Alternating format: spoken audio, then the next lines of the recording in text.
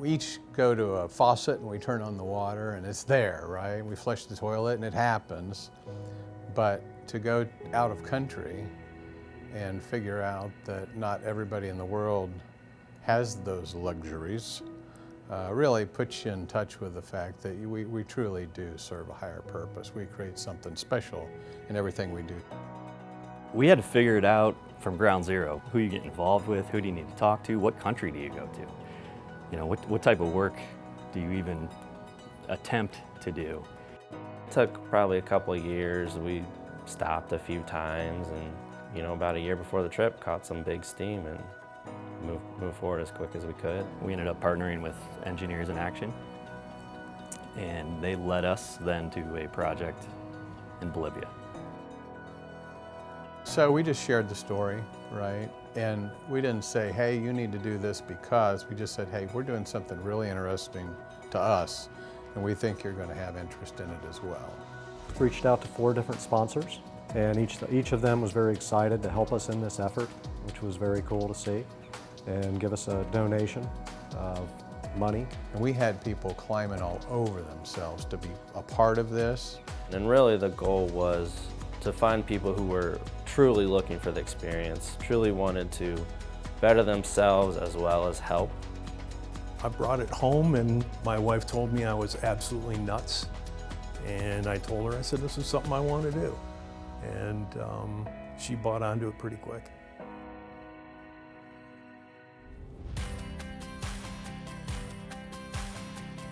You're obviously going to a developing country, so there's a lot of unknowns in terms of the travel aspect and the actual implementation of what you're trying to do. So, you know, the visas, the passports, the travel restrictions. And one of Bill's goals with this was, we're not going in to do this thing halfway. We got to make sure that if we show up, we hammer this thing out and these people have water. And so he made the commitment to invest the resources to do a scout trip. He sent John Hill and John Kunkler down for almost a week. We were concerned about how much they could have done before we got back.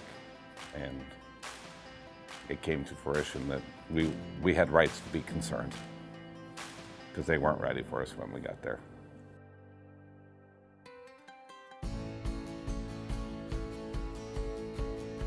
They had no idea what they were getting into. I mean, I think only 1 or 2 of them had traveled abroad before, but they went on faith. They went on gut. Those folks went with their heart.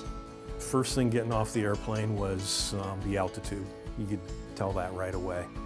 Started getting into some altitude, big drop-offs and single lane roads. We heard honking for hours, just on blind curves. But it was an interesting trip. We were in a Toyota Land Cruiser, had bench seats in the back on the sides, so the padding's only about that thick. So you ride on that on gravel roads for 2.5, 3 hours, you get a little sore. When we stepped out of the car, you just look around and there's just farm fields on 30-degree slips in the mountains, and the scenery is just beautiful. It was stepping into another world. I mean, you don't have that kind of landscape around here. It was breathtaking, honestly, to see the mountains around you and different cities built into the mountains they could see in the distance. And, you know, I think they said there were 85 families in that community, and how spread out they actually were was something interesting to see. They're wonderful people, you know, and when we showed up, you know, and immediately all the villagers, you know, came and they brought what they had, and what they had was food, you know, and they laid that all out in front of us, you know, as part of a greeting or a welcoming, you know, and that was step 1, you know, when you came in, that's how they greeted. Lady was the first little girl that I met. She was about, I think she was 7 or 8, and it was our first day. So that was special to me. I didn't expect that. I knew I'd be working alongside the people of Timusi, but that little connection was kind of really cool.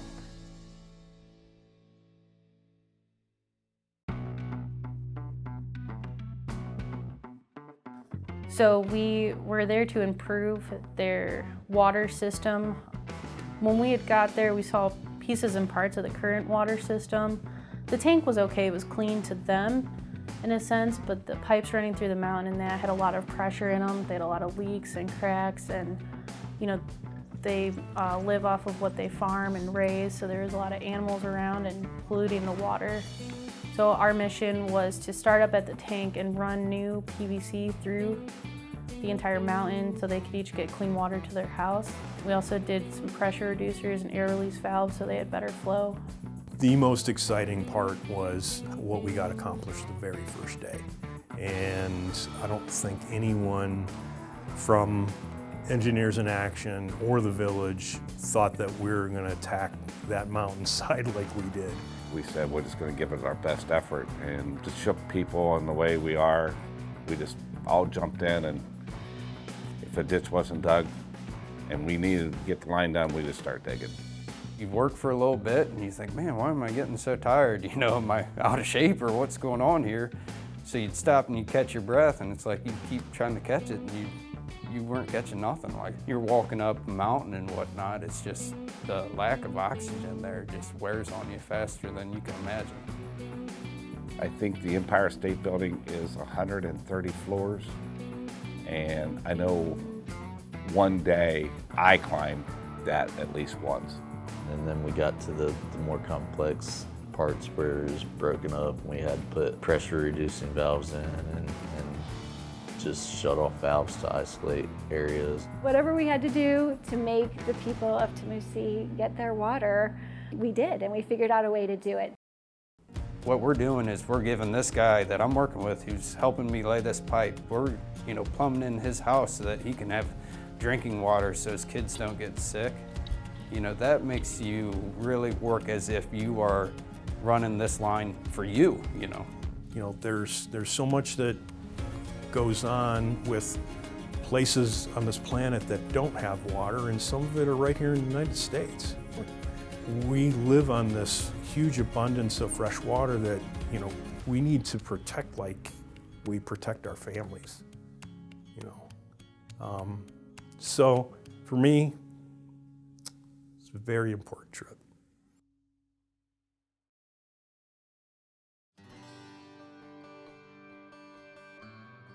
We got up at 4 in the morning one night and made a hike up to the very peak of the mountain to watch the sun come up. I actually asked Juan with the EIA, he's the one who took us up on the hike, how to say and pronounce the name of the mountain, Mount Wakani. I knew right from the beginning I wanted to go. As soon as they had announced the trip, I had asked if we could hike it. You're walking on these narrow passages, close to, an edge to whatever you don't know. It was so dark you couldn't really see where you were at or where you were going, other than following the leader on these narrow paths. About every 10 minutes we would stop, let everyone catch their breath, and just look up. And we saw just shooting star after shooting star. So clear and crisp and just overwhelmingly beautiful. I was mad at first. Caleb kept seeing them and I kept missing them. And then I finally just looked up for a minute and saw about 5 go past. The stars were something indescribable, to see the galaxies and that many stars that clear. The Milky Way, you could see it in its entirety. It was unlike anything I'd ever experienced before. I was sitting there just looking out over the edge, and then the sun comes rising up and it's warming your body, because at nighttime it's cool. It was peaceful, but it was humbling. They tell you about the past leaders, how they're buried on top of that hill and how just sacred that hill is to them, and that they make that climb, once a year and stuff. And it's just, it's kind of, to see that culture is pretty cool.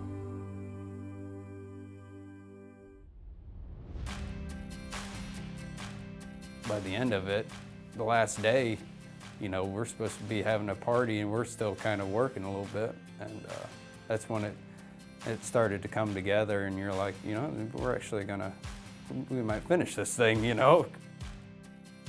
We took the afternoon walking the lines, checking stuff out. And then we got the 911 call over the radio saying we have a catastrophic pipe leak. As it turned out, it was one that I did. And it was just a fitting that wasn't glued. And everything held, and then it was very overwhelming with joy that we did what we set out to do. I actually was walking down the line and there's a community member lady. I turned it on, that water sprayed out, and she just lit up and jumped. And she's so happy, like went and told somebody else that they had water there, and it is an awesome feeling. It's something that they could, immediately put into use when we left. That's an awesome feeling, because that's victory. That was the goal, and I think the goal of all of these projects. And rarely do you walk away with that kind of closure. They gave us such a huge celebration and send off, more food than you can even imagine. I mean, food that we ate, and then also food they sent with us to take, and the hugs and the celebration and the music. They played music for us, and there was dancing. I liked the simplicity and the beauty of the people and the area of Timusi. Really stuck in my heart, and it will always be there.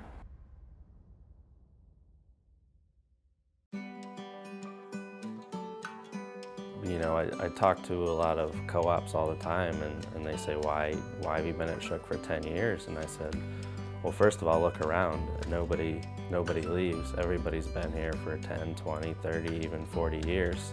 And the reason is exactly this. We're not scared to invest in our people, even if it doesn't directly affect our business. I like making it relevant to what we do. I think that's pretty neat. Rather than just writing a check and handing it over to somebody, I think getting the employees involved, I think that's something that maybe not every company does. We had so much more that resulted from this trip than we ever imagined. It changed people's lives, it changed their perspectives, and it changed their priorities in life. And those were not part of the pro forma that was part of the go, no-go decision for this. But now that we've done it once, it's like, wow, tremendous impact to all our employees, right? So it's going to make it easier for us going forward to make a go decision on another mission trip. It makes you have a better connection to the job than just, well, I'm just going to come here, make money so I can feed my kids and family and then go home. But it actually has value behind it. I know construction's a tough job, and it gets frustrating, and you're beating the weather, trying to beat schedules. So to see what our industry does and how much of a difference it makes, I think that's important for people to realize. All those people we got to spend time together and play games at lunch and hang out and actually get to know one-on-one who we all are. And this company is filled with great people and all around. And every single one of them were great teammates to have. They are going to share this with others here in our company, outside of our company, with owners, with prospective new employees, right? And so we know over time this will generate great value for the company. But in the meantime, it created a life-changing experience for a village of 250 people on the side of the Andes, right? And those 8 people who traveled abroad. It's important to me that we have a groundswell of interest in another trip, and depending on what part of the company that comes from, it'll likely either be another water trip, or it could be an educational trip whereby we would build a school somewhere or help add on to a school or renovate a school, or it could be a healthcare related project where we build a clinic in a third world country. So there's a lot of options, a lot of opportunities, and I'm confident there will be one, but I'm anxious to see that come from our folks. And to have the opportunity to really give back to, help people of the world in the businesses and business sectors that we work in. It is an amazing opportunity, and yeah, I would hope that everyone in this company would consider doing something like that, what we did in Bolivia.